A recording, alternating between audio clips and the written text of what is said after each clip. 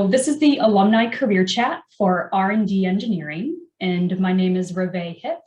I'm one of the assistant directors and career counselors in the Career Center. I work specifically with those of you studying engineering and physical sciences. And with me today are two alumni, Bryan and Alex. And I just want to say thank you guys for being here and taking the time to provide advice to students. This event is really a space for you all students to ask your questions and to get the advice that's important and a priority for you. So how many of you can raise your hand or just indicate in the chat, how many of you have heard of informational interviewing?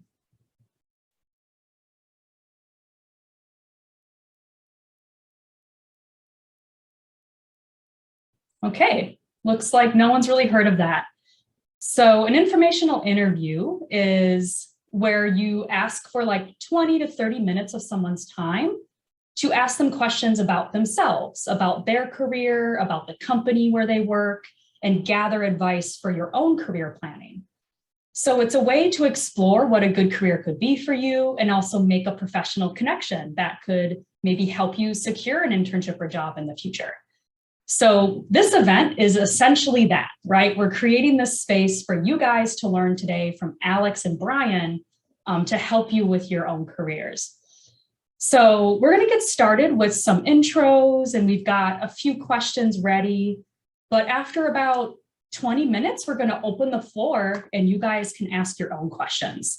So right now we're recording, but I'm going to stop the recording when we open the floor at the end so you guys can ask questions and feel comfortable like showing video and all of that. So yeah, let's get started with introductions. So Alex and Bryan, if you could please share your role or your title, where you work, your company, and then what does a day look like in your role? Bryan, would you like to start? Sure. Hi, everyone. I'm Bryan Tong. I graduated class of 19 from Letters in Science CS, and I am currently a senior software engineer at VMware, where I work on R&D for the Modern Applications Business Unit. And my day-to-day, I'm working from home right now, as you can tell. It's basically short meetings and a lot of R&D work on developing functions as a service, which is a way of doing like cloud and edge computing. Yeah. Alex? Sure. Hi, everyone. So my name's Alex. I graduated also class of 2019, and I got a degree in EECS and also in music. I did violin. And then I actually went off and started working at YouTube, and I didn't do much research in undergrad. And so I started as in a very SWE software engineering focused role on YouTube Premium, the paid version of YouTube, and actually on the growth team. So if you ever see the pop-ups that ask you if you want to try 1 month free of YouTube Premium, I am the one responsible for those. That's what I did on my team. After that, I changed teams. In the past year, I've been working in the systems research group, and I transitioned into this research role. And hopefully later on, I'll get to talk about this of like, hey, how do you actually transition? Maybe if you didn't have as much research experience before, how do you transition into more research position in industry? Day to day, my work is focused on networking research. In particular, the routing algorithms that power the internet, or the part of the internet that Google owns. And so the wide area network that connects data centers that Google has all across the US, all across Europe, all across different countries and different continents, how packets or data between those data centers is routed. So the actual like kind of GPS navigation system for packets. Awesome. Thank you both. Next, let's chat about what did you do when you were a student at Cal that helped fuel success, that helped you in your career? Bryan, would you like to start with this one again? And then we can have Alex start the last couple of questions. Sure. So yeah, at Cal, I think that getting in the R&D, there's a little like bit of it in a lot of lower division classes. You get like little samples, maybe like E16A more actually than some CS classes for your very first sense of it. And then as you get into upper division, there's some classes like CS 168, networking 186 databases, that you start to see that there's like, you're just at the tip of the iceberg of the information, and there's a lot more under it that you can really dive into for research and development. And a lot of clubs also play off of that too. So a lot of clubs have very R&D heavy work, and that's how I got my introduction to that. I joined virtual reality at Berkeley, and I was focused on doing like augmented reality research there, which then got me into a lab. Awesome. Thanks, Bryan. Alex, what did you do at Cal to help you? Okay, so at some point I need to explain how I actually got into research. I don't know if now's the time to do it or later. Go for it. Okay, I think I need to explain this first to explain how I got into this. Yeah, so I took a different path than Bryan, where I didn't do any research as an undergrad, but I realized I wanted to transition to something more researchy, and I can talk about why later. But the way I moved into this research position was reaching out to some past professors and past grad students that I had, and kind of getting advice, which the advice was to do what I ended up doing, which was finding a research team within my company and offering to take on tasks that they didn't want to do. It's just like there's always more work to be done than there are people to do it. And so eventually, like all teams, in fact, this is like what product managers are particularly good for. It's like they kind of figure out what needs to be done and they ruthlessly prioritize. And there's always stuff that is pretty cool to do, but just below the line of what they can do. And so what I came and offered, I said, hey, I'll do on the side, outside of my regular work, an additional, I don't know, 5-6 hours a week, I'll commit to doing some analysis that this research team wanted to run, but they didn't have the headcount to do. And so I kind of committed to this back in, I guess, 4 months before I joined the team. They couldn't take me on at that point. They were hiring people with PhDs only and like published publications. But by taking on this work and having them kind of get used to me and having me get used to their work, I now became a very attractive candidate 4 months later when a position opened up, because they didn't need to take time to ramp me up. They didn't need to take time to get me familiar with their like lingo, with their projects, why they're important. And just like personally, I was already familiar with the people on the team. And so that's how I actually made that transition. Now it was super important that earlier on in undergrad, I did things that got me a lot of exposure to faculty. And the things that you can do to get exposure to faculty, at other schools, it's a little different, but Berkeley's really big. And so when you take a class like 61A or 61B, or even 168, you get into 168 and there's 300, 400 people.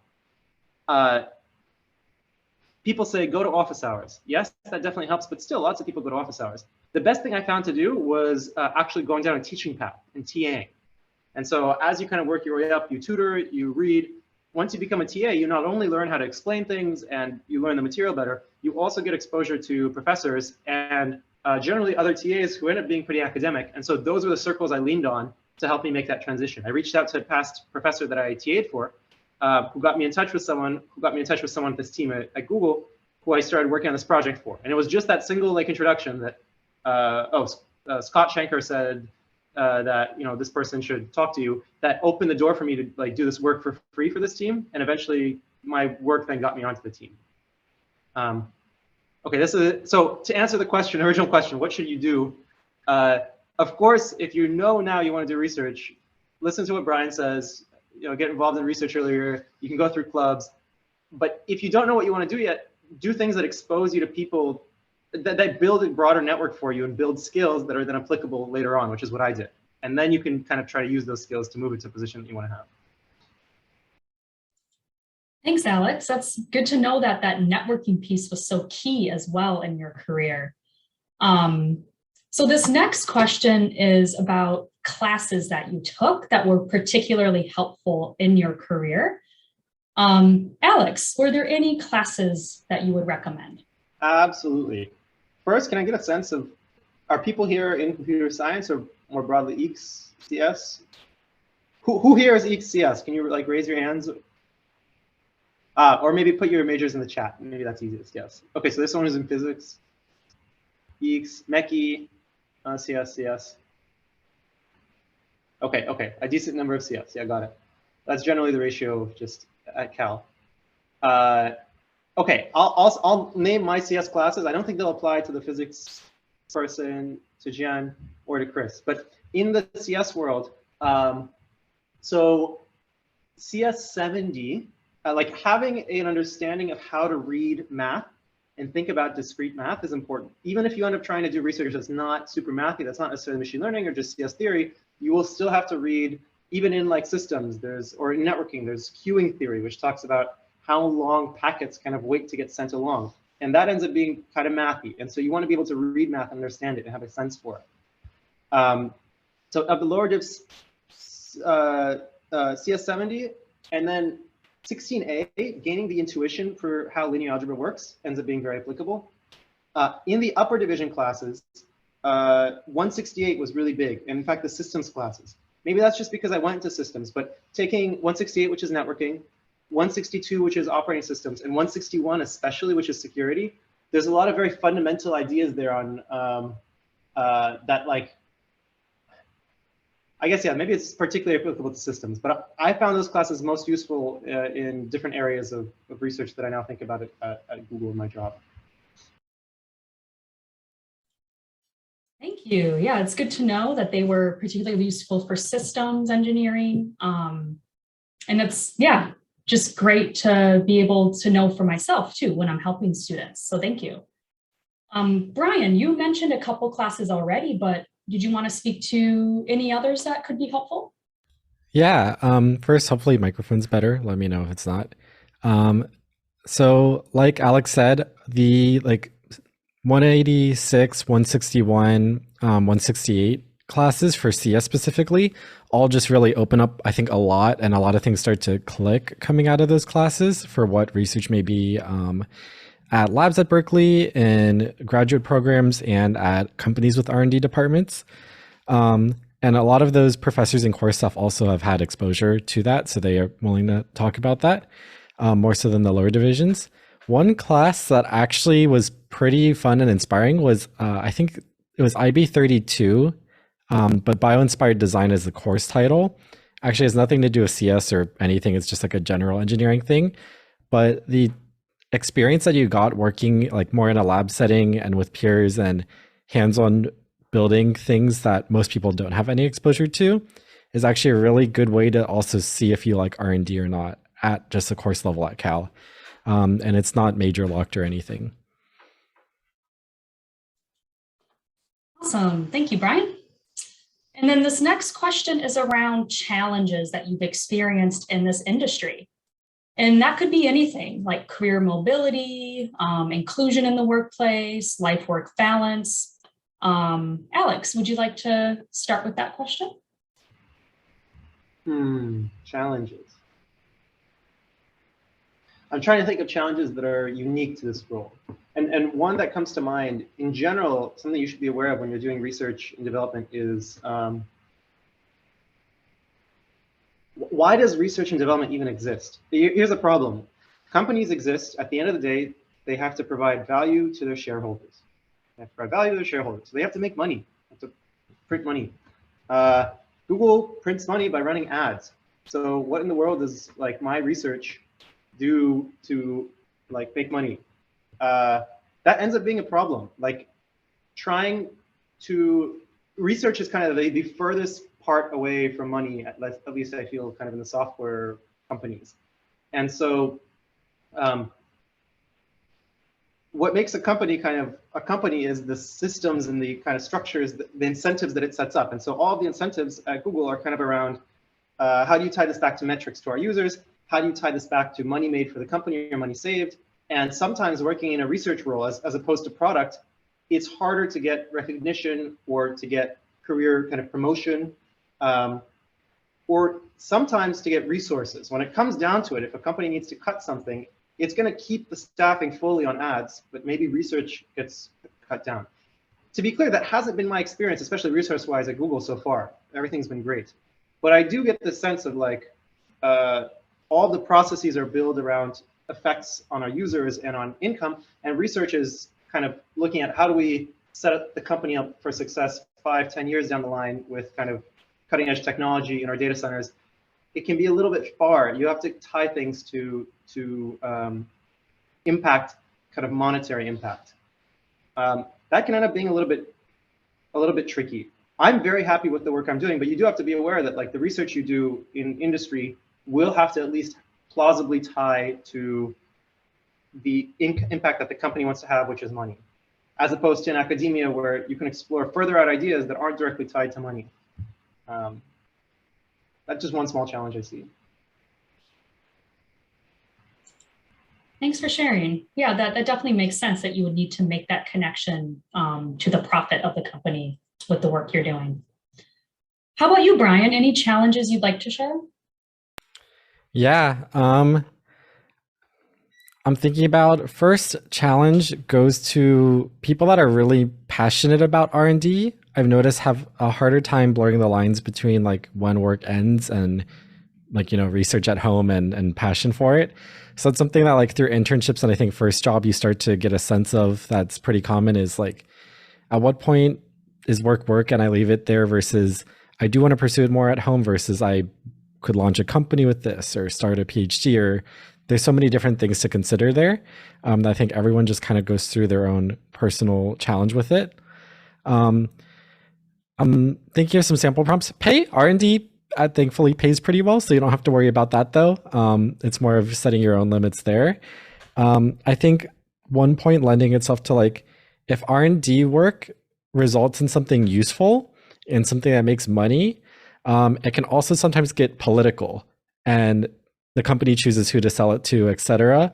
And I've actually left a job on that. So depending on who the company is and what stage they're on, you know, their moral compass might shift in a direction different than what you signed on to.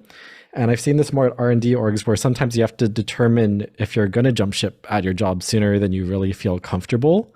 A lot of people try to stay at a role for 1 year and think that that might look bad if you don't. But I've personally done it. And I think that that's something that's worth doing and staying true to yourself and realizing that if you do that situation, a lot of other companies with R&D departments totally understand because a lot of people have been in that boat before. So you don't have to do R&D, you know, for like 10 years at the same company either.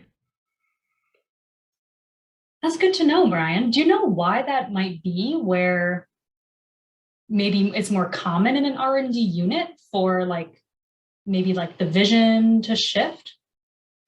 Yeah, I think a lot of R&D units have less of a very like strategic, this is the one purpose that it will exist for, and more of like, we have a lot of people who have knowledge in X or Y field, and we want you to just push a bunch of like thesis tests of a product and see what lands, what doesn't.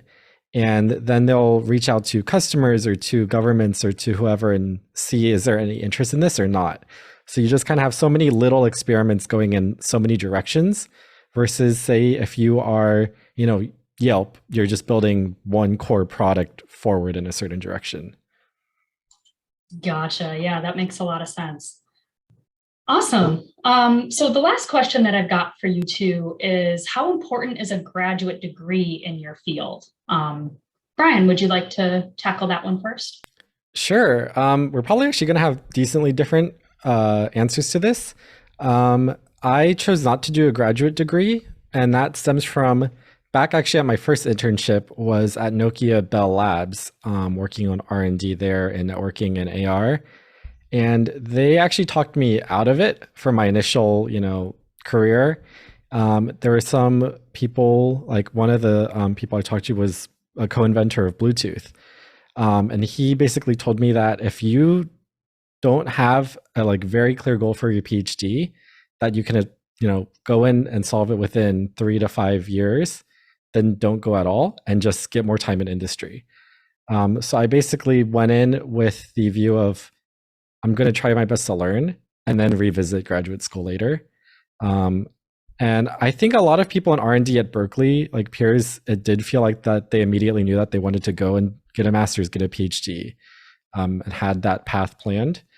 But I didn't think it was necessary for my first jobs. It was more of knowing that you don't want to work in certain departments at a company and that you want to do R&D specifically when you go through the interviewing rounds with the recruiter. And I think a lot of R&D departments do want to hire people, so that's in your favor right now. Gotcha. Thank you for that. How about you, Alex? And any thoughts on how necessary a graduate degree is? Yeah, Bryan, I think we're going to be split here. I want to take the fairly strong contrary stance. Even though I am in a systems research group without a PhD, it was really like a lot of luck. And in my group, there are 9 people, 8 have PhDs, 1 does not, that's me. And certainly I am, I'm a member of the team, but it's pretty clear, like the PhD, like there is a difference between someone who has a graduate degree and someone who doesn't. There is no way you could get hired for this role coming externally. And it was quite lucky internally, and kind of connections helped, and also like me being willing to put myself out there and do extra work on the side to show that I can do something useful helps. But also my role is kind of clear. I'm learning a lot, but really would have been I would have had a much smoother time if I had some sort of graduate degree. I think also, to me, looking back in hindsight, like a 5th-year master's is a no-brainer. If you know you want to go down a research path, it is the perfect thing where for an additional year of work, you get a graduate degree, which opens up doors to lecturing. It opens up doors to like, you can form a narrative much more easily, like having done research for a year, having a thesis, having research experience, having the thing that maybe HR just needs to check a box. I think Bryan is right that there are like R&D departments want to hire. They need skilled Berkeley grads that know how to do the work, that have this CS or EECS degree, or even all these other things, physics, mechie. But I do find that not having any sort of graduate degree holds me back a little bit. And I wish I had at least a master's. And it's part of why I'm actually going back to grad school in the fall, to open more doors. I actually personally want to go down an academia track. Unclear if I would go if I just wanted to stay in industry research, but it definitely would have helped to have a master's at least. Gotcha. So it sounds like it kind of depends on the company. It's not always necessary. It also depends if you've got a network and some internal contacts. But overall, it definitely would help. I would definitely say if your program has a 5th-year master's, like I should have done that too. I also feel that. So that's the general, yeah. Good to know. Yeah, especially it sounds like if you want to kind of move up, right? Like maybe do more of a leadership role, getting a master's or PhD will be pretty essential. All right, so those are all of our like pre-planned questions. So I'm going to stop recording and then feel free